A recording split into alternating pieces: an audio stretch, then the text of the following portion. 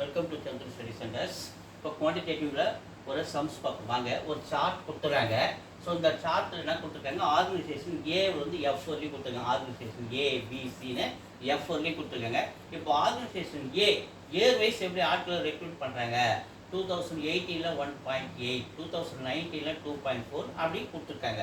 So year wise எவ்வளோ அவங்க ஆட்களை ரெக்ரூட் பண்ணுறாங்க வேலைக்குன்னு கொடுத்துருக்காங்க. கொஸ்டின் என்னன்னா, what is the ratio between A and F?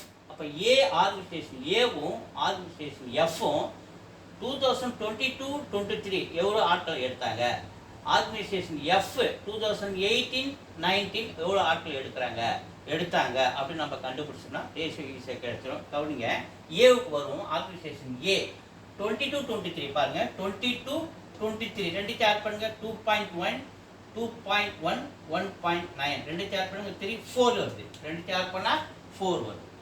அடுத்து எஃப்க்கு வாங்க. எஃப் இங்கே லாஸ்ட்டாக இருக்குது, 18-19 இங்கே இருக்கா, இது ரெண்டுத்தையும் ஆட் பண்ணுங்க, 2.6 2.4 2 2 4 இது 0.6 0.4 1 அப்போ 5. அப்போ ரேஷியோ என்னது, ratio between A and F 4:5. Answer என்னது 4:5. ஸோ வீடியோஸ் தொடர்ந்து பாருங்கள், லைக் பண்ணுங்கள், சப்ஸ்கிரைப் பண்ணுங்கள், சப்போர்ட் பண்ணுங்கள். ஸோ நீங்கள் சப்போர்ட் பண்ணால் நாங்கள் இன்னும் கொஞ்சம் சம்ஸ் அதிகமாக எடுக்கிறதுக்கு ஒரு இன்ட்ரெஸ்ட்டாக இருக்கும். ஓகேவா? தேங்க்யூ.